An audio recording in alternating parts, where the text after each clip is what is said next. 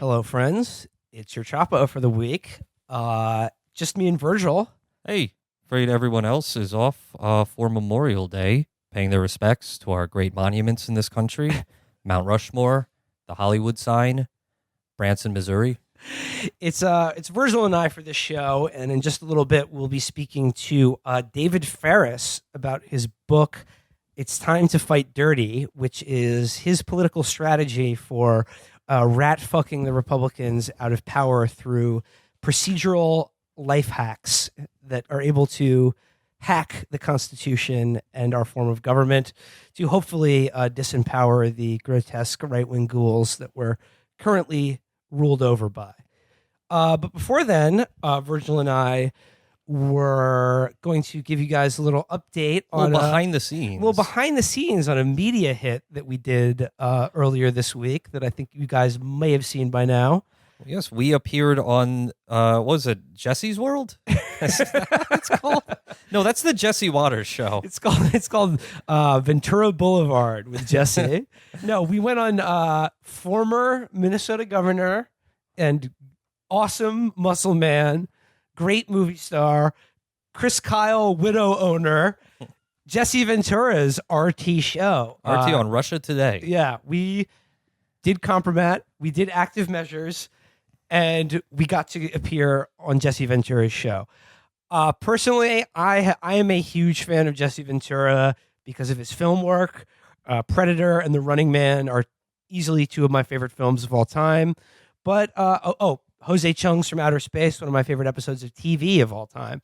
So Jesse has touched my life in a lot of ways. So I jumped at the opportunity to come on his show, even though it was a rather surreal experience. Yeah, so apparently Jesse hosts this show in Minnesota in his basement or something. We did not at an undisclosed location. So when we told people we're going on Jesse Ventura's show, they were like, "Oh, that's awesome! You got to meet the body. Oh, Jesse, the governor, And we're like, "No, we didn't even get to see Jesse Ventura. It was just literally a voice in our ear." As we sat in a room with like a camera tracking, we couldn't even see ourselves. Yeah. There was no monitor. We were just talking into a black box, wondering. During this camera that was repositioning itself as if it were an alien eye scanning us. And we're sitting there, and this guy puts these earpieces on, and he just has a thick Russian voice. That was the funniest thing because, I mean, another reason I agreed to go on Jesse's show is because I wanted to go on RT just because I think it would be funny because it would make a lot of people mad. And I think that's funny. And again, we're recording this Thursday, so we haven't seen any of the backlash of it yet. So hopefully it's real fun. Hopefully it'll be fun. But Chapo Trap House took 7 million rubles to appear on the Jesse Ventura program. So Virgil and I, we meet in, RT's, I'm putting in quotes here, green room. It was not a green room. It was just a break room for their employees. There was coffee and water, but, no treats. But so we're waiting there in this room, and they'll be like, "Okay, we're gonna get you on in the chairs at about 5 to the top of the hour or whatever." Keep in mind, this was probably one of their satellite studios. Yeah. We didn't get to and this sort of like Teamster looking guy, herds us into the kill room where the where the all-seeing eye will where it scanned our DNA, scan us and capture our souls. So this guy gets this sort of rough Teamster guy gets us in there and then begins manhandling us and threading microphones through our shirts and feeling our bosoms. I still have mine on. It's just been recording me for the past week. So we get the earpiece in your ear, and I'd never done like a cable news hit like this before. And when it is this sort of like it's pre-taped, so that wasn't that nerve-wracking that would be going out live.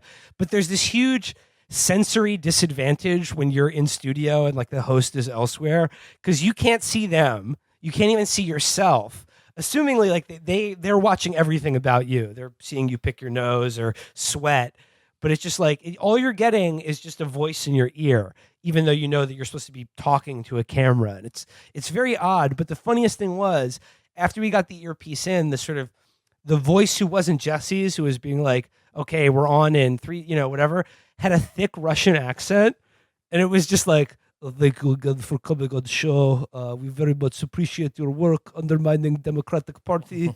Please to do propaganda for Comrade Putin." Thank you for helping take down Russia, great enemy, near attendant. Take down strategic capitalist mastermind, Chuck Schumer. So, yeah, but that being said, the actual interview was very fun. Jesse was a joy to talk to. I did get the chance to talk to him about Running Man. He agreed with my assessment that we are living in the Running Man. He also said before he was just very chatty with us, and he told us this story about how when he did wrestling, he had to have a fake name because back in those days, heels were real heels, and they would track down your family. yeah, people would try to like find you and it didn't kill you and shit. But he was so fun. Jesse was great to talk to. I'm really hoping now. I mean, again, the other reason I did this, I'm really hoping to get Jesse on our show. I would love to. Like the interview was like 5 minutes. It was just like a rapid barrage of questions, like where he was just like, "So, Virgil, tell me about how humor can unlock the documents that we need to read." So it was just like really quick hit. Again, very, very surreal, being like, so, Will, Americans hate the Democratic and Republican parties. When are they going to wake up? Why do people like you? Is it because you talk about real issues? So, again, it was great to talk to Jesse. It was like a blur, but I would love to get a chance to have like a longer sit down, actual conversation with the former governor to talk about his career in wrestling. He was one of the first people to try to unionize the WWF under Vince McMahon. It didn't work, but I mean, I would love to hear about some of the early days of the World Wrestling Federation. I would love to hear about, the set of Predator, his, the fact that he got his costume measured, or he had his biceps measured and they were bigger than Arnold's. I would love to hear just about owning Chris Kyle. So we would love to get Jesse Ventura on the show. I'm really going to try to make that and also happen. to hang out with him. He seems like just a fun guy to I would want to go to the compound in Minnesota. He lives beneath Paisley Park. So yeah, Jesse Ventura is great. Jesse, please come on the show. I guess now just to move on and introduce this interview we're about to do. Again, this guy is David Faris. He's a professor of political science. And I suspect this interview will be interesting for some. I'm going to warn you ahead of time. We are going to engage in the sin of electoralism and reformism by essentially engaging with the idea of electing Democrats or investing in the American political process through an act of voting. Perhaps some of you will, be offended by that, but I think it's an interesting topic of conversation, and it's one worth considering, even though friends of the show, co-hosts of the show, would regard this as seeking procedural problems to political solutions. That being said, I think the book is interesting, and at the very least lays out a few planks that I think I would really like to see Democratic politicians at all levels of government being put on the record as supporting. Things like a new Voting Rights Act. Yeah. Things like packing the Supreme Court. Statehood for DC Statehood for DC and Puerto Rico. Those are slam dunks. Yeah. These are good things that I think, broadly from a liberal to left-wing point of view, can and should support. Yeah, and there's a moral imperative behind those things as well. I mean, again, and what David's book is really about is not just electing Democrats, but like how to change the inherent inequities and the structural all bias, the old that structural favors. biases that are part of the American political system, to make it possible not just to pass progressive or left-wing legislation, but to make it possible to even do that in the first place. And I think his argument is one worth considering, that to even get to the point where we can elect nice socialist leaders that we'd all love and support and who believe the same things we do have to confront these terrible problems that put any decent person or anyone with a conscience in this country at an extreme disadvantage. Right. It magnifies the power of this reactionary 40% of the country that's totally fucking backwards, and it magnifies the power of the capitalist ruling class. Yeah, absolutely. And so we are going to talk to David, and you know what, listener, you might not agree with electoralism, you might think this is reformist, but I think what we can all agree on is you should absolutely not email us about this interview. You should not contact us to say that actually anarcho-primitivism is the way to go. We should all live in yurts. Like, no, we're not listening to any of that. Agree. Absolutely. I mean, I think, again, that is something that a broad, liberal to progressive to left-wing coalition can agree on. Absolutely. Don't email us to complain about the show. So, on to our interview with David, and then another reading from our own book, which I think you may enjoy. So, David Faris, ladies and germs. Some alien encounters are hoaxes perpetrated by your government to manipulate the public. Some of these hoaxes are intentionally revealed to manipulate the truth seekers who become discredited if they disclose the deliberately absurd deception.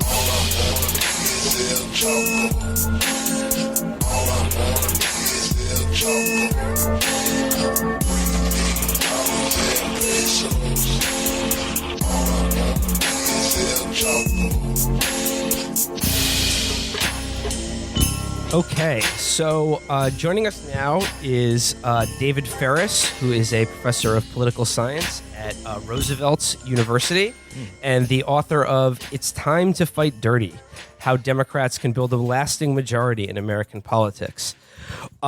We can, as this conversation goes on, maybe push you a little bit on whether anyone should desire the Democrats having a lasting majority in American politics. However, the one thing I think we should begin with and agree on is that the Republican Party does represent a clear and present danger to all of our lives, human civilization continuing on the planet Earth.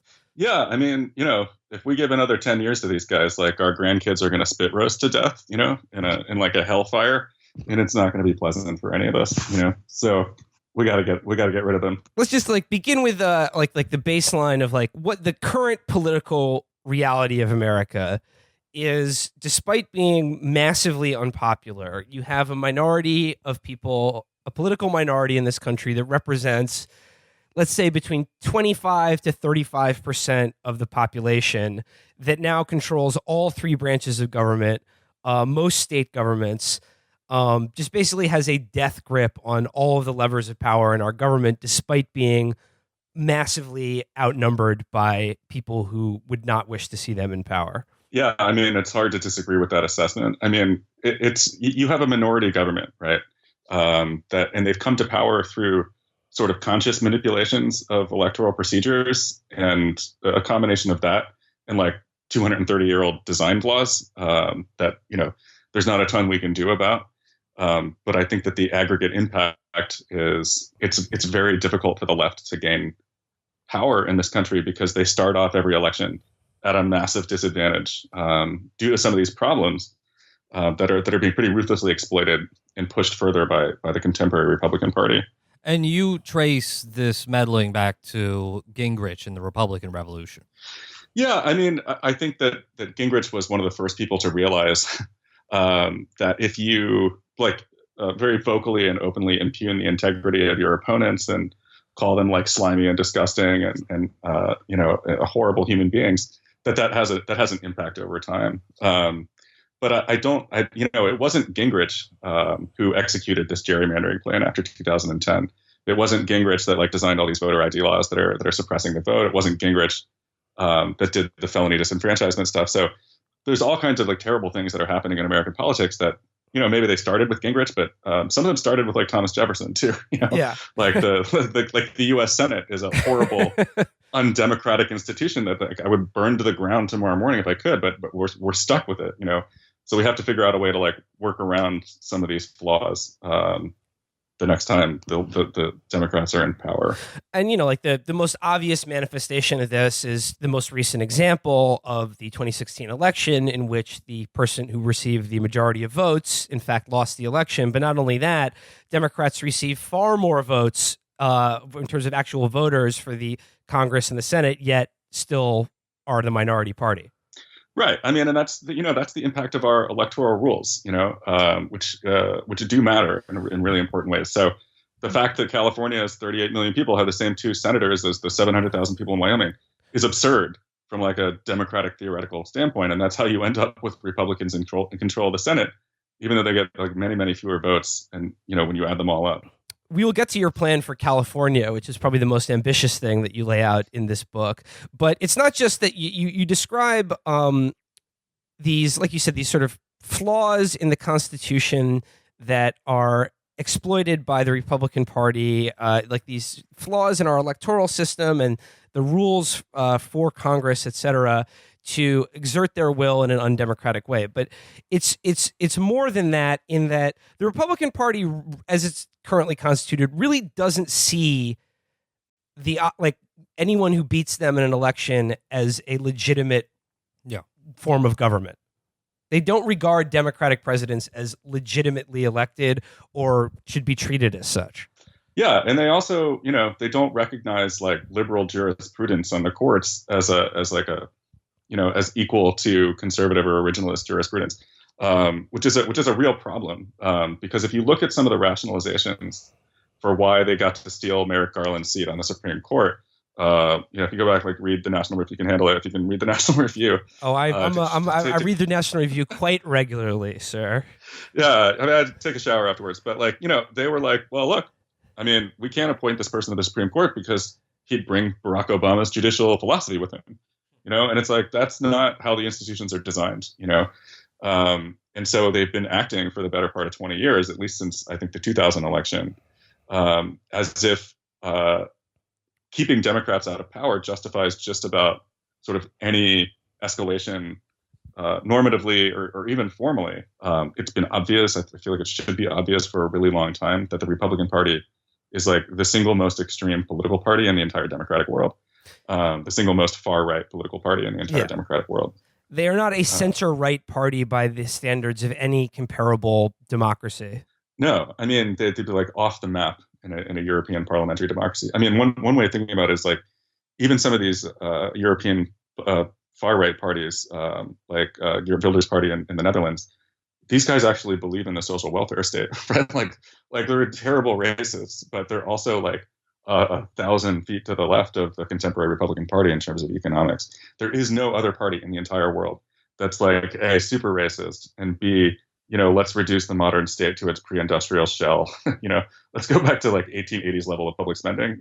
That is really unique in the world. I'm pretty sure Geert Wilders or whatever believes in the social welfare state exclusively for people with jet white hair and who never wear socks with leather shoes and suits. Yeah, I mean, I don't feel like it's a coincidence that a lot of these people have the same sort of cartoonish look. Yeah, it's like social network effects. Like, so, there are these legislative and progressive policy goals that I would say are broadly shared from liberals to the left, that we all sort of have this idea that we'd like to make a more just, equitable, less screwed up society, like things like single payer.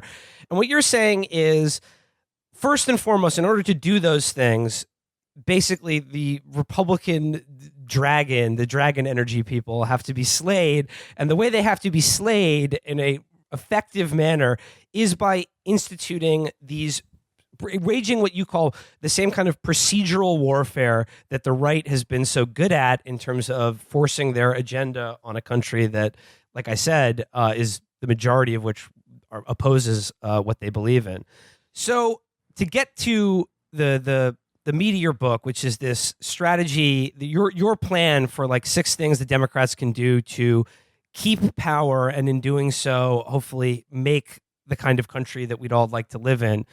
The big ask is, of course, that the Democrats regaining power in the first place, which is an open question at this point. But sure, let's, again, for the sake of the book and the show, let's assume they do, and let's assume that there is a Democratic president with full support of Congress ready to go in 2020. The first thing you say that he should do, like the first piece of legislation that he should push out, is statehood for DC and Puerto Rico, and then splitting California into 6 states, which, like I said, is probably the most ambitious thing that you describe in this book, and the only thing that actually wouldn't need simple congressional approval to do. Before we get to the California solution, you just describe briefly what is the moral and procedural case for DC and Puerto Rico becoming full-fledged states. Well, sure. I mean, both DC and Puerto Rico. Everyone that is born in DC and Puerto Rico is a birthright American citizen, and neither DC nor Puerto Rico have voting representation in Congress, which is just unjustifiable. But with any reasonable sort of theory of how democracy should work, for the case of DC, you see the impact of that in all kinds of different ways. Like Congress can strike items out of the DC city budget. People who are arrested in DC end up in the federal prison system right away. It's messed up.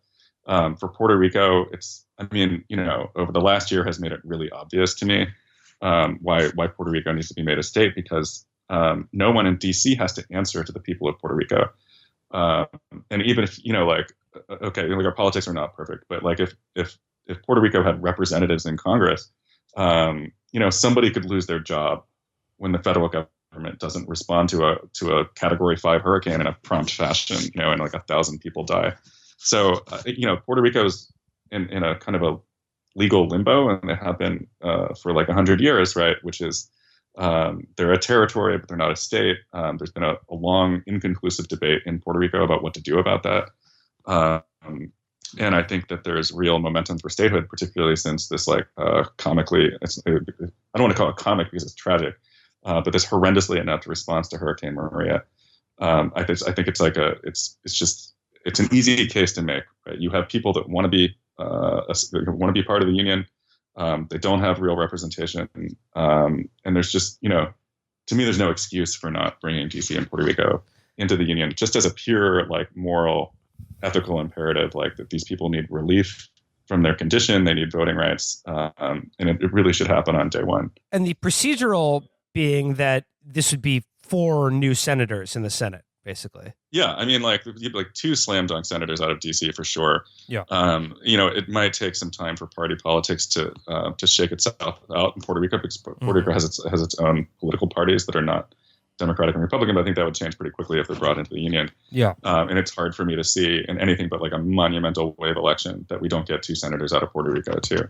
So I like to say to people, if DC and Puerto Rico had been made states 10 years ago, Democrats would hold the Senate right now. Doug Jones would have been the flip, and the Trump administration would functionally be over, I guess, except for gutting Dodd-Frank, which Democrats would still cooperate and with. confirming Gina Haspel as well. Now, tell me this, though. You talk about statehood for DC and Puerto Rico, but what do you have against Guam? Nothing. There's actually nothing stopping us from making Guam and the U.S. Virgin Islands and American Samoa, if I'm forgetting anything.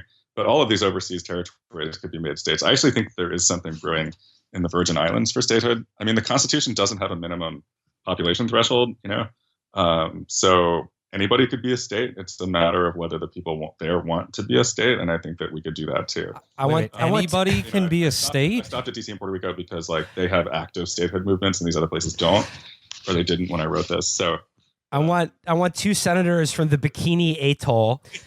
Atoll, yeah. So that's DC and Puerto Rico. Like you said, there are active statehood movements. People Eleanor Holmes Norton has been pushing DC statehood forever. The California one, that's the one that's sort of the most eye-popping recommendation that you make, which is make California into 6 states. And there'd be 58 states in America now. We'd have to make room on the flag. That would be the main objection to this. The Republicans being like, do you really want to change our flag? But I just got this from Home Depot. But why? But what about California is so unique in that it really cries out for this, because it really is ridiculous. California is so big. It's the 5th largest economy in the world. It is, folks. When California sits around the Electoral College, it sits around the Electoral College. It's one of the most blue leaning states, but yet it has 2 senators. What describe your plan to make 6 or 7 states out of California? Yeah, so it would be 7 total. So okay, 7 states. Yeah. Yeah. It's a unique situation in that California is the largest state in the union. It's also one of the most sort of left-wing states in the country. So Hillary Clinton won that state by 30 points. She won Orange County, which no Democrat had won since FDR. So it's there's been this long-term transformation of California from a contested state into this deep Democratic stronghold. And because so much of the progressive energy in this country is in California, a lot of it ends up getting bottled up in the two senators from California. California clearly does not have the same kind of structural power in American national politics that like Wyoming does, right? And it's just a problem. Like, and if you look at the Senate, even DC and Puerto Rico only get us part of the way there to parity in the Senate. Like, there's probably 30 or 31 Republican-leaning states, 19 or 20 Democratic-leaning states. So that in a neutral environment, we're going to lose the Senate more often than we win it. And that's a problem because that means public policy is going to get pulled like inexorably to the right, like cycle after cycle after cycle. If we lose 2 out of every 3 elections or 3 out of every 4, it's a problem. And so, but the equal representation in the Senate is like, it's written into the Constitution with a special provision that you can't deprive, even if we wanted to amend the Constitution to make the Senate, equal, we can't do it because we have to have the consent of the states who are being deprived of equal representation. So it's just like a non-starter, right? Like the Constitution is like, it's like a noose on this question. And so we have to get creative about workarounds. And I think there's both, there's like a logistical case for breaking California up, and there's a partisan case for it. I drew a bunch of maps in the book that would have created 7 states that voted for Hillary Clinton. All 7 of those states would still have access to the Pacific Ocean. I think they'd all be economically viable. And I think there's a case to be made to the people of California also. That, I think that the federalism in this country was designed to give people access to a government that's closer to them than the national government, particularly in the case of California, which is like a million miles away from DC. And it's so huge. I think that there is a lot of frustration like in California about state politics, about the remoteness of Sacramento. And so again, it's a kind of thing where I'm like, I actually think this would be a good idea to break up California. But it's also partisan hardball. I think you can't count on all 14 of those senators being Democrats all the time. But I think like between 10 and 14, like 10 would be the low point. Well, you mentioned that delegation. You do say that, in the past, if you had pursued this same plan, it would be almost guaranteed that you'd create a bunch of Republican-leaning states, because there is a lot of California that is extremely conservative. You basically, the way you draw the lines is that you're basically making states out of like the 7 major cities in California and the areas surrounding them. And it's sort of, you'd have to be very careful about how you draw these lines, right? I mean, like, wouldn't this require sort of a kind of gerrymandering?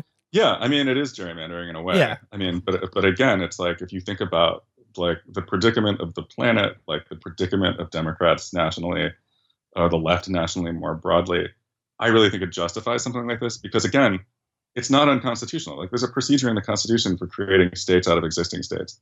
You need an act of the state legislature, and then you need an act of Congress. I think also, in this case, you obviously need the consent of the people of California. Like, I don't recommend just like doing this over their heads if they don't want it. Like, you need a ballot initiative, and it needs to be endorsed.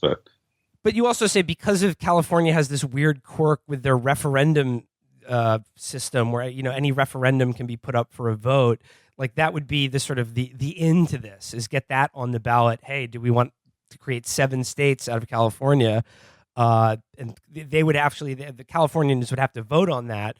But I mean, they voted for Arnold Schwarzenegger to be their governor. So if I recall correctly, I'd have to look this up after the show, but there is an initiative on the ballot bankrolled by an eccentric billionaire to split California into 3 states, but it's polling very poorly, like 4-1 against. Yeah, I mean, it's I like to divide the ideas in this book into 2 camps. There's like low-hanging fruit that I think could be accomplished in month 1. And then there's stuff that's like an ideological project that we'd have to pursue over the course of a number of years. Yeah, I think 7 Californias falls into this second camp of like, I obviously don't think this can happen in the first year. It's more like an attempt to open up a conversation about the idea of dividing California in some way, shape, or form to benefit the Democratic Party.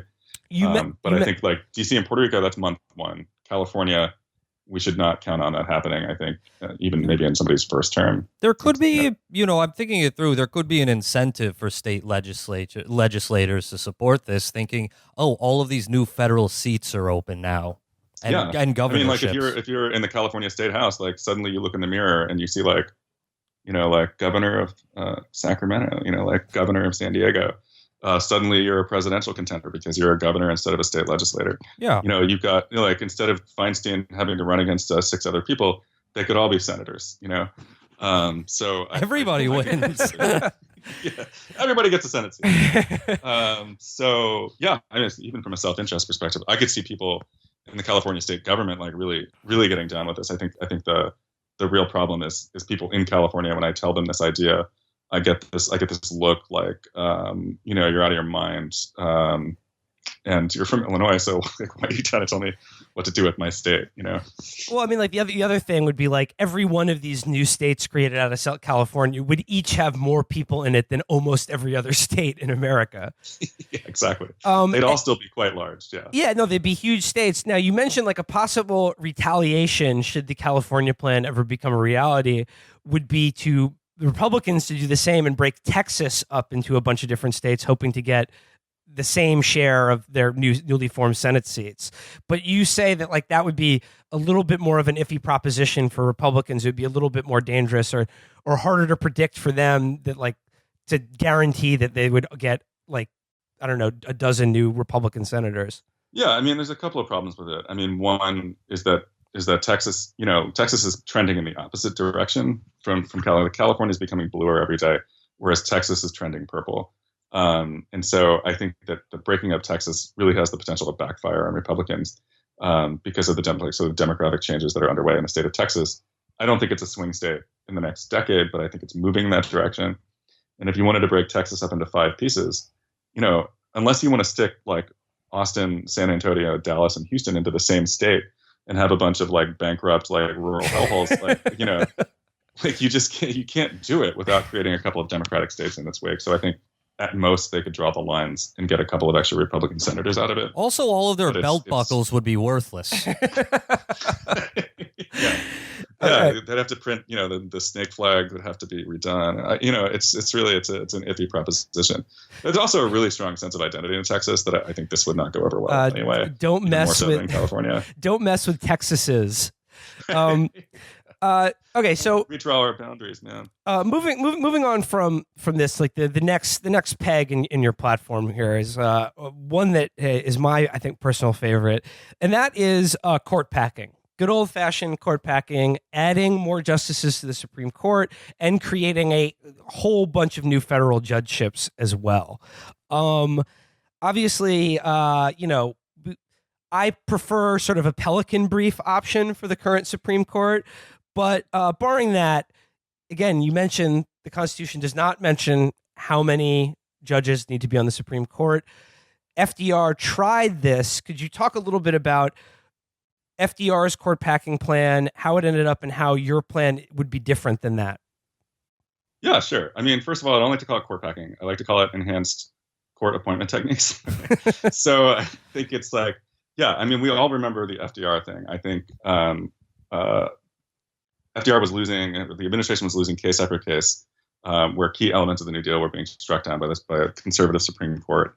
And he finally, he won re-election in 36 with these towering majorities that we'll spend the rest of our lives dreaming about getting these majorities in Congress. And he couldn't get anything done. And so, he said, let's pack the Supreme Court. It would add a justice to the court for, I think it was everybody that was over 70, which at the time I think would have added 6 seats to the Supreme Court. 5 or 6, can't remember off the top of my head. But it was like age based. It was like, if you don't get out of here, you old people, we're gonna add justices to the court. And ultimately, his Democratic allies in Congress balked, and they were like, we're not going to do this. It's too disruptive. I think one thing that's been lost to history a little bit is that his allies in Congress were willing to go along with a plan that would have added fewer than 5 justices to the court. They said no because it would have been, they saw it as too disruptive.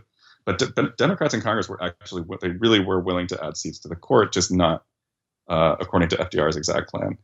And so here again, we have a case where we have a conservative court majority that's completely illegitimate. I mean, it's not just the theft of Merrick Garland's seat. It's 6 of the last 7 presidential elections have been, the Democrats have won the popular vote in those elections. If you add up the votes for the Senate since 92, Democrats have won 30 million more votes for the U.S. Senate. So it's like the American people have spoken very clearly that they want Democrats staffing the federal judiciary.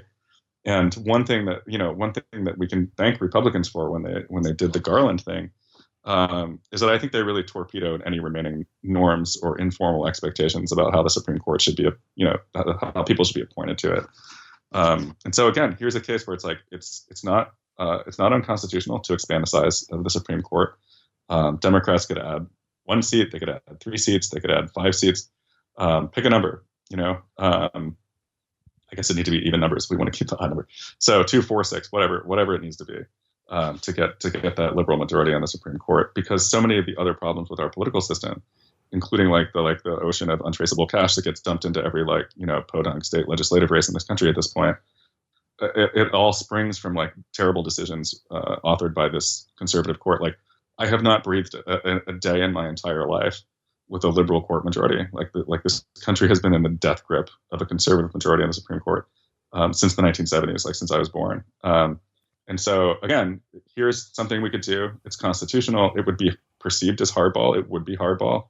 But I think that the circumstances really justify doing that. Yeah, it would be hardball, but I think, as you pointed out, I mean, this current Supreme Court and the decisions they're rendering, in my opinion, is an intolerable situation for anyone who has any hope of a better quality of life in this country. I mean, they're fulfilling the goals of like the Powell memo for going back 40 years to basically erase all of the New Deal, erase any representation for workers to challenge their employers or seek a redress of grievances. This is just a massive shift in class power and just snipping away like the last threadbare vestiges of social welfare.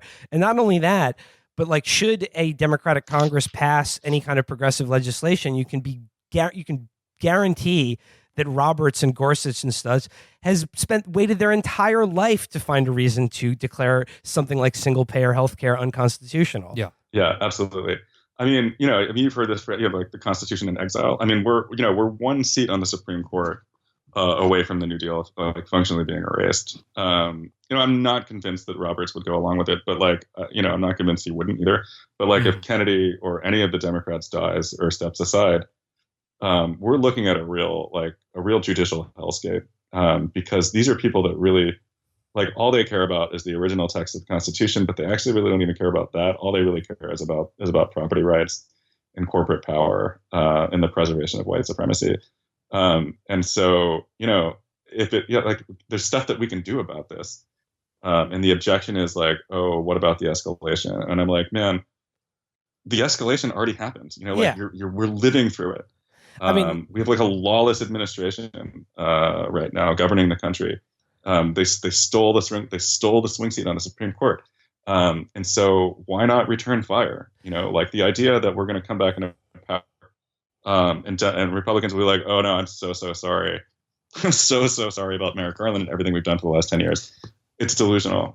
We have to come in and we have to play hardball. Though it is hard to imagine a new Democratic president wanting to spend capital on this contentious fight right off the bat instead of thinking, okay, well, I'll just wait for, someone to die.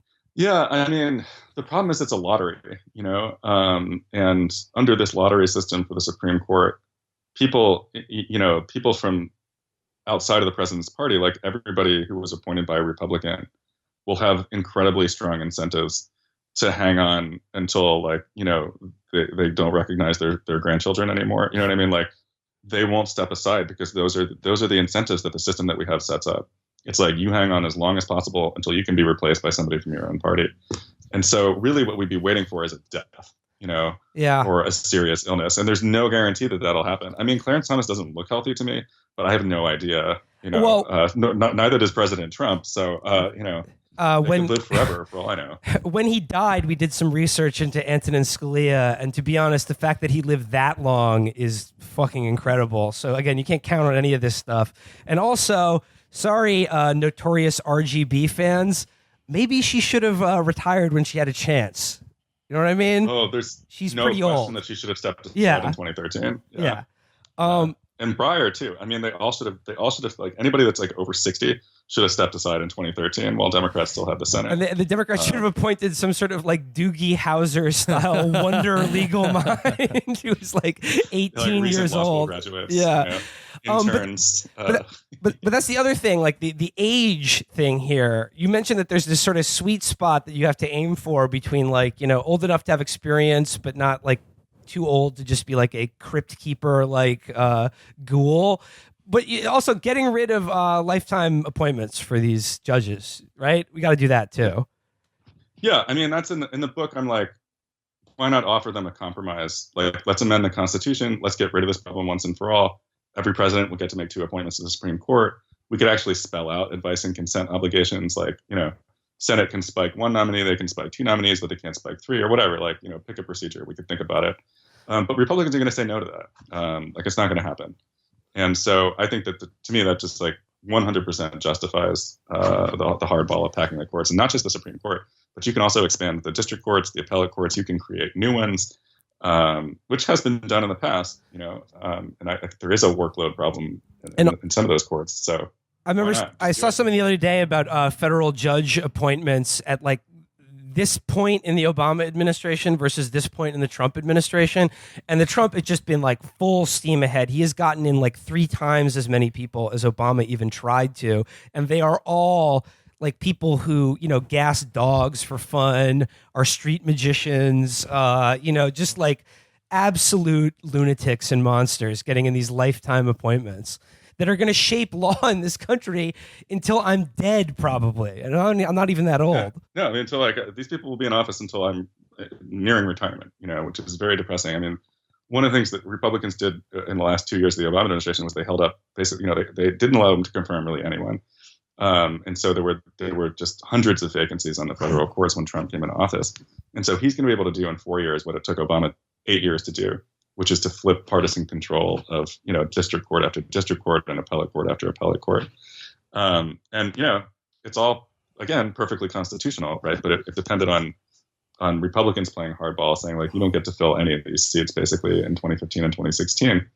And so, again, all of that behavior, which was really transgressive in terms of the expectations of American politics in the past, I think justifies, a further escalation. And then people who worry about the next escalation, I just, it's like, we're not going to have a democracy to worry about if we don't do some of this stuff over the next few cycles, Well, that is what is incredible to me about this, the idea of like, I remember during the Obama administration, again, they absolutely should have gotten rid of the filibuster when they had the chance and had some sort of a legislative legacy to at least even get dismantled by the Trump administration.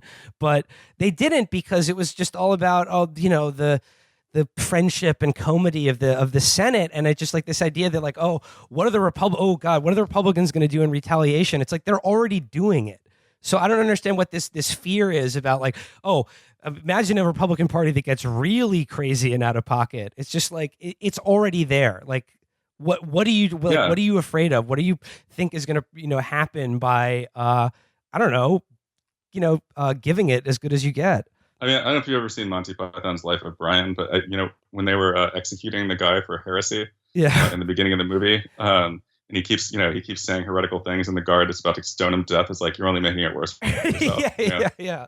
And it's like, how could it be any worse, man? I can't imagine things getting much worse than they are right now, except that I do think, we have a couple of opportunities to win power over the next 2 cycles. If we don't, I think that we really are like heading down the kind of the Russia road of like, it's like a charade democracy that's not real. It doesn't have any real content to it. It's just ruled by the wealthy for the wealthy, using every procedural tool available to them. Yeah. Now, just real quickly, like the last 2 things that you talk about is first electoral reform, and you talk about changing the winner take all form of elections. Could you explain that? Sure. Yeah. So we run 435 separate elections to the House of Representatives in this country, and they're all decided on plurality winners, right? So you can win those elections with 40% of the vote. There's 2 problems with this. One is it leads to 2-partyism, right? Like, that's one of the few findings that a lot of political science people agree on, is that this system leads to fewer major political parties. 60% of Americans say that they want a 3rd or 4th choice when they go to vote. And our electoral system really mitigates against that. Okay, so that's one problem. The other problem is that, like, in 2012, Democrats won more votes for the House, and yet did not win the House of Representatives. And people estimate that we need to win the House vote nationally by like either between 7 or 11 points in November to actually take back control. And that's because of things like gerrymandering. That's Democrats increasingly and Republicans living apart. Democrats clustering together in cities. Like, I don't have a single Republican friend in Chicago. Like, I wouldn't know where to find one. Like everyone I know is a leftist. But that's a problem for drawing district lines, right? So there's a reform out there pushed by a group called Fair Vote that would, instead of having a single member district, you'd have 3 or 5 member district, and those people would be elected according to ranked choice voting, so that you could vote your heart with your first choice, like vote for the Working Families Party, vote for the Green Party, whoever. And if that person doesn't win, your vote is then redistributed, right? Instead of throwing it away, your second choice candidate gets your vote. So it would avoid, what's happening in California right now, where Democrats might screw themselves by running too many candidates in this top 2 primary system. This is another case where ranked choice voting would really help. It would eliminate you can't gerrymander this map. Okay. So gerrymandering would be gone. Like, politicians don't pick their own voters anymore. And it's a form of proportional representation, right? On the idea that, like, the percentage of votes that a political party gets should in some way, shape, or form translate roughly into the percentage of seats that they get. And that's like not what we have in American democracy right now. And again, the way that we vote for the House, not in the Constitution.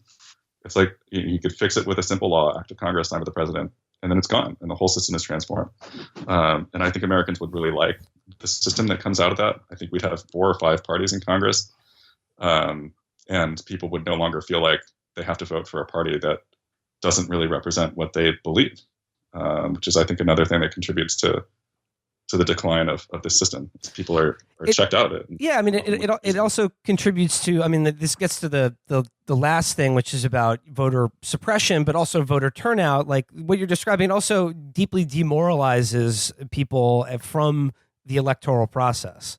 Yeah, there's a really inspirational effort going on in a lot of states right now to restore the rights of ex-felons who are deprived of the right to vote in many states. To get people automatically registered to vote, to get rid of some of these voter ID laws. But I think something a lot of people don't realize is that there's a clause in the U.S. Constitution that gives Congress the right to do whatever they want to the state procedures for federal elections. So all of these things are something that could be wiped away with a single piece of national legislation. I call it the Modern Voting Rights Act. It could outlaw voter ID laws that are clearly designed to suppress the minority vote. It could create automatic voter registration, so that you don't have to navigate this complex bureaucracy to get registered to vote. You just are registered to vote. It would create a holiday for federal elections so that people wouldn't have to make it's just a lot of things that would drive up turnout, because 90 million people sat out the 2016 presidential election. And a lot of that was because of the candidates, but a lot of it is because there's so many different ways that people are prevented or discouraged from voting in this country. And there's one thing we know about those 90 million people that didn't vote, is that they're less educated, they're less well off. They're people that we know statistically would vote for the left in higher numbers than they would for the right. So to me, this is just it's like a slam dunk. It's another month one thing. You come out with this expansive piece of legislation that fixes a lot of these problems. I think you saw the impact of this in Virginia when they reenfranchised 170,000 ex-felons, and then magically Democrats blew out their polling projections. So it's another thing that I'm like, I cannot believe that this wasn't addressed the last time Democrats held unified power in D.C. But hopefully they'll have another opportunity, and I think it's really important because when turnout goes up, the fortunes of the left go up too. I think it's pretty simple. I mean, Virgil and I were discussing some ways to not just increase turnout for a left-wing population, but also to, let's be honest, suppress the votes of people we wish would not participate in our democratic process. So I was thinking just blaring rap music at all polling places would be a good place to start. Instead of a literacy test, you are read a monologue from Felix, and you have to identify all the SoundCloud rappers that he references. Yeah, some sort of a new form of literacy tests at the polls, but based only on the type of shit that Felix is really interested in. I was thinking voting by Snapchat filter. Just on election day, there's a Snapchat filter that's Republican or Democrat. You swipe which one you want. I think that could get a lot of young people out there. Well, I like the idea of letting you vote. Can you correctly identify the cast of Mad Men? You You can't vote. I don't know, something prestige television. Yeah. I think you should have to vote by a snarky subtweet. Voting by kissing booth, where you are presented, but a member of your sex. So you vote by kissing someone, and your vote counts more if you kiss longer and more passionately. Or you could have voting take place in a bathroom that's accessible to all genders. Virgil, you also mentioned you only get the franchise if you achieve a victory royale in Fortnite. That's one idea. I also think that before you vote, you should have to officiate an interracial marriage. So yeah, like or I mean, this is my radical suggestion here. I don't think you should be allowed to vote after, 65. Like, as soon as you start collecting Social Security, it's like you should have the best, most generous pension provided by the government, top of the line healthcare, but you don't get to vote anymore because it's sort of like you're running out the clock now. It's not really your country anymore, so your opinions are less valid as the people who are going to have to live in it for another 40 or 50 years. Well, I like Zizek's idea that everyone in the planet should get to vote for the American president except for Americans. yeah, that's not bad too. I think we've lost that privilege. Yeah, absolutely. There's not too much left, but like I do want to get we've gone through now the strategies that you lay out for sort of keeping and maintaining power and making it possible to achieve the kind of legislation in society that we'd all like to live in. However, in reading your book, like in going through this, there's this idea that like the Democrats have to take back power to do any of this stuff. But I'm wondering, like in reading this book, I felt like it's sort of obviously the Republican Party is what we're concerned about because they control government. But in terms of actually implementing this strategy, I was struck that it seemed to me like the biggest impediment to that is the Democratic Party itself as it is currently constituted on an institutional level. And I'm wondering what your thoughts are about that. I mean, I agree and I disagree to a certain extent. I mean, I think that we've seen a lot of change inside the Democratic Party since 2008. The Democratic Party that held the Senate in 2009 to 2013, in a lot of ways, it's gone. There's some people that are still there, but I think that the sort of the policy center of the party has been moved left, and I think that in a lot of ways that's a lot of credit due to the Bernie Sanders movement and everybody that's kind of fighting to move the party to the left. But I think that there's it takes a long time to transform a party from the inside. And so a lot of these older folks who are committed to a different way of doing things or a different economic model, who came of age during the Clinton era, they just have to be pushed out of power. They have to leave power. They have to be successfully challenged in race after race. And that's going to take time. Progressive left is not winning every single battle that they engage in right now. But I think that they are really reinvigorated in a way that I've never seen in my life. And I find that really heartening. So, I guess what I would say is like right now, the Democratic Party is the national vehicle of progressive change in this country. It is really far from perfect. I think there's some people that need to go, starting with the 17 people that voted to get Dodd-Frank. There's a lot of people, particularly in the Senate, who are wedded to old institutions and norms that are dead, and who just don't get it. Like I think that they don't get what people feel like everyday people feel are the problems in this country. But I do think that we'd be better off under a Democratic government than we would under a Republican, and that we can simultaneously try to make that happen, hold people in the party accountable once they get into office, and if they stray too far off the reservation, then we challenge them in primaries. Get much more aggressive about that, just like the Republicans have done. And I'm thinking about like the left's relationship to organized labor. They were promised card check in 2008, and they never got it. And so that's the kind of policy stuff that what the real trick there is maintaining engagement for the left beyond the election itself. So when we get into if and when we get into power in 2021, we can't just be like, all right, cool, like everything's solved, because then you're going to see the parents are back. Democratic politicians just like sort of like they'll sniff the money in the wind and they'll just like walk off towards it if we don't hold them accountable, if we don't get the right kind of people into office. Sorry, that was a long answer to your question. No, I mean, and when I was preparing for the interview today, I just came across a piece in the Washington Post by Jeff Stein about what happened to New Jersey Democrats when they ran on a millionaire tax and then got elected, and wouldn't you know it, they're not so hot on the millionaire tax anymore.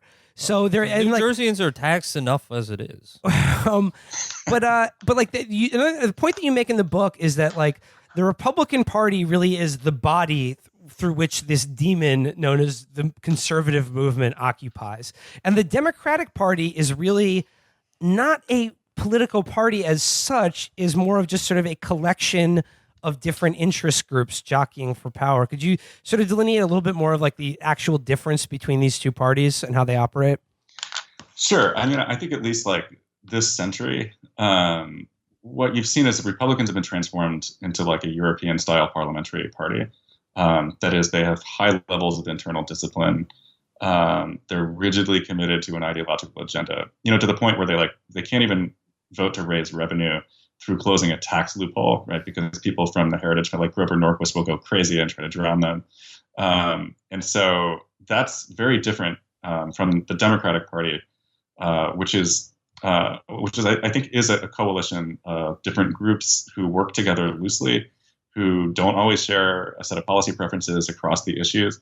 But it's like, teachers unions and organized labor, people of color, students, young people. That's an unwieldy coalition to try to get on the same page about policy change. And I think one thing that's encouraging to me is I think the data is starting to reflect that the people in Congress are moving to the left, so they're to the left of where they were 3 years ago, more left than they were 10 years ago. Because Republicans have they've finished their long march, right? Like they're at the far right. And I think a lot of people are skeptical of the idea that what we need in this country is for the Democrats to march off to the far left. But I think that the asymmetry is not just in terms of how the parties are comprised, but in terms of how the parties act in power. I think there's still too many Democrats who are committed to this idea that what they ought to be doing in office and what voters reward is bipartisanship. And there's like no evidence for that at all. And in fact, it just confuses the Democratic base and frustrates the Democratic base. And I don't think that that's going to work as a strategy in the long run. Like, do I want them to go off as far to the left as Republicans have gone off to the right? I don't know. It depends on the policy, but I want them to start acting like a parliamentary bloc in the same way that Republicans are. Yeah. But like in order to get to that point of moving, like if our goal is to move the Democratic Party to the left and not just annihilate it completely, as I suspect many of our listeners would dearly hope for, you do mention, like, not to relitigate the 2016 primary, as we'll all be doomed to do until the earth just fries itself and the oceans boil. But hey, that's our bread and butter on this show, is endlessly relitigating the Democratic primary. In the beginning of the book, you outline sort of three broad strategies in this inter-liberal Democratic debate about where the party needs to go. The first would be the Bernie Sanders model of appealing to working class voters with a more left-wing populism, sort of more traditionally democratic socialist message. The second is the centrist route, which is about, peeling off moderate suburban Republicans and independents who don't like Trump and like sort of bringing them into the fold, or, persuading them to jump ship. And the third would just be like 2016 as an outlier, just keep doing what worked for Obama in 2008 and 2012, and just double down on the, this idea that the demographics and the youth of this country are just inevitably tilted in our favor. I'm wondering, as a political scientist, why is number 2 on this list of strategies even up for debate after the 2016 election? I mean, in my mind, it's not. I mean, I don't think that this message is having any resonance with actual Democratic voters. I mean, I think that this message is largely being pushed by like Mark Penn and a handful of other people that work for the New York Times, who are terrible writers and terrible thinkers, and whose fingers are so far from the pulse of what actual Democratic voters want. I don't know how these things keep getting published, but it's out there as like a potential strategy. And I think that the way it is sort of embodied in actual electoral strategy is really only in these like really good, super red districts where we think that we might be able to pick off a House seat. I don't think you're actually seeing these kind of candidates win in suburban districts. It's not happening. Like we had our primary in Illinois. a couple of months ago, and we saw real progressives win in pretty Republican suburban counties in Illinois, or districts in Illinois, which is evidence, I think, that like Democratic primary voters are not necessarily seeing the strategic choices in that binary form, and I don't see anyone in the real like Mark Penn mold winning primaries and then getting forwarded to the general election. I mean, I think even Connor Lamb is like nowhere near the kind of creature that these center or center rightists imagine that they should be. Yeah. I mean, but there's still a lot of procedural hurdles to clear to have a more open democratic primary process. I mean, there's still a lot of these procedural hacks that are these sort of locks and dams through superdelegates and closed primaries and things like that are hamstringing a more progressive or left-wing Democratic Party. Yeah, sure. I mean, I don't know what's happening in the DNC right now. It's shocking to me that there are still superdelegates in the system. I hope that getting rid of them is part of a compromise. I think if we want more people in the process, I also think that we need to talk seriously about getting rid of caucuses, and this is a way of like, this is like a Bernie Hillary truce, right? It's like you get to get rid of superdelegates, we get to get rid of caucuses, and we all agree to have open primaries. I think that that's a reasonable compromise because caucuses, as cool as they are, what's cooler than standing in a high school gym for 10 hours? What's that? I said, what's cooler than standing in a high school gym for 10 hours? Yeah. And who doesn't have 10 hours to vote, right? Yeah. So I think the goal should be like, let's get more people involved in the primaries on the philosophy that the more people we have voting in the primaries, the better candidates we'll get and the more they'll reflect the actual preferences of Democratic voters. So to me, anything that gets more people out in primaries is a reform that we should be working towards. But you're right. I mean, we do want to reduce the ability of elites inside the party to direct outcomes. I think it's the way that politics worked for a long time. I think it was uncontroversial until recently, but I also think it's totally out of step with what voters now expect from their political parties. You don't want to not have a party structure at all, like a party structure that's able to avert disaster in a race here and there. But I don't think that I don't think very many Democratic voters want the elites in the party to have this much power. David Faris, on the final note of what we all want and need, my last question for you. Would Bernie have won? Yeah. You heard it here first. You heard it here. That's it. I have to out myself as a Clinton supporter from the primary. No, cut his mic. Cut his mic. Yeah. But I had Chris, cut him off. This interview's over. I had a come to Jesus moment after the election, and I do think, in retrospect, that I should have just believed the polls. The polls showed Bernie doing better in the general election, and I think there's a real argument to be made that voters saw something in him that they didn't see in the other candidates. I remember back in 2016 when I walked into my classrooms, which are they're full of 18-year-olds, and they all loved Bernie Sanders. They loved Bernie Sanders, and that's evidence that he's speaking to people who want a different kind of politics in a way that Hillary Clinton didn't.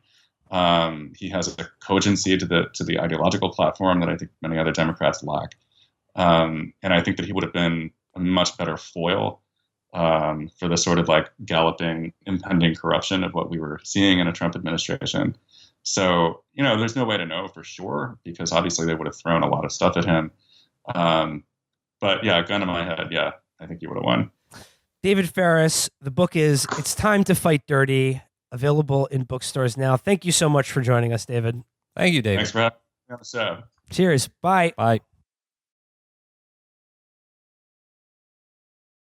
And now a reading from the book of Chapo. Buy the book. I have selected this reading. It is the introduction to Chapter 2, Libs, in which we outline our thesis statement on the problem with the American lib. So I will now dive into this. This chapter begins with two epigraphs. What did liberals do that was so offensive to the Republican Party, Senator? I'll tell you what they did. Liberals got women the right to vote. Liberals got African Americans the right to vote. Liberals created Social Security and lifted millions of elderly people out of poverty. Liberals ended segregation. Liberals passed the Civil Rights Act, the Voting Rights Act. Liberals created Medicare. Liberals passed the Clean Air Act and Clean Water Act. What did conservatives do? They opposed every one of those programs, every one. So when you try to hurl the word liberal at my feet as if it were something dirty, something to run away from, something that I should be ashamed of, it won't work, Senator, because I will pick up that label and wear it as a badge of honor. Those are the words of presidential candidate Matt Santos, as played by Jimmy Smits on the television program The West Wing. Followed by the second epigraph. If the rule you followed brought you to this, of what use was the rule? Anton Chigurh, No Country for Old Men. Okay. Now, our own words. Prick a liberal, do they not bleed? Of course, they'll bleed all over you like a Romanov's second cousin. Do they not, like us, prefer things to be good rather than bad? In some very general sense, yes. And, as the first epigraph above lays out, do they not have a record of popular legislation to their name? To be sure, and boy, do they love to bring it up. Why, then, do we hate the lib? The essential problem is not that liberals are as bad as conservatives, but rather there is a giant sucking void at the core of their being. In the place of real beliefs, liberals have guilty consciences. In the place of politics, they have a democratic process to assuage those consciences. This process pits tepid reforms against a deranged and revanchist right wing with no such inclination towards consensus or incrementalism. Despite its claim to the mantle of American progress, the liberal algorithm produces positive social change or legislation only when pressured, sometimes terrorized, by militant and/or popular left-wing movements. Without an organized and popular left, liberals end up negotiating themselves into oblivion, moving the country inevitably to the right. If you're of the millennial generation and even slightly left of center, liberals in the Democratic Party have been the only game in town as long as you've been alive. Your parents most likely protested the Vietnam War and supported the civil rights movement and have been patting themselves on the back ever since. But the litany of bold, progressive legislation liberals always point to is at least 30 years old, and it's been eroded by both Republican and Democratic governments since. All those great liberal achievements have been systematically dismantled both by the right, who've made such destruction their mission, and Democrats and liberals themselves who believe they have to innovate their ideas and move to the center to win elections. Your parents likely considered themselves pretty radical when they were your age. They were known to enjoy good vibrations, solid wages backed by union power, a college education that cost a nickel, and the ability to go to the doctor without selling their car to pay for it. But since those days, America has jerked to the right, and so liberals had to do the same in order to win elections and keep the country from moving further right. This is the basic liberal mantra, and it's fitting that it takes the form of an excuse. Its end result is a political system irrevocably weighted towards the forces of reaction. Coincidentally, by almost every metric, you are poorer and your life is more precarious than your parents were at a similar age. Get over it, Snowflake. This book is your participation trophy. Unfortunately, the eternal wimp out shows no signs of slowing down. These days, there are two kinds of liberals: those who vote for Democrats because the alternative is worse, and those who get teary-eyed at the thought of supporting Cory Booker or some similarly phony slug. The latter are just moderate Republicans and should be written off completely. The former deserve better and probably have some misplaced attachment to the political tradition of standing up to the right wing. These poor souls can be spared the Chapo Re-Education Center with our patented Lib-Ovico treatment, but only if they have imbibed the lessons in history laid out in this chapter and inform on their parents to Chapo Central Committee. That is the introduction to the Libs chapter in the Chapo Guide to Revolution, in stores August 21st. Well, that sounds like a book I'd like to buy. You'd be crazy not to buy this book. And interestingly, all of the information you need to buy the book can be found at chapotraphouse.com, which has links to booksellers where you can pre-order the book. Well, that about does it for this week's show. Virgil, it was a pleasure co-hosting with you without the rest of those riff-raff cutting in. Oh, you are a gentleman and a scholar. Thank you very much, sir. You are a cat and a dog. More of a cat, though.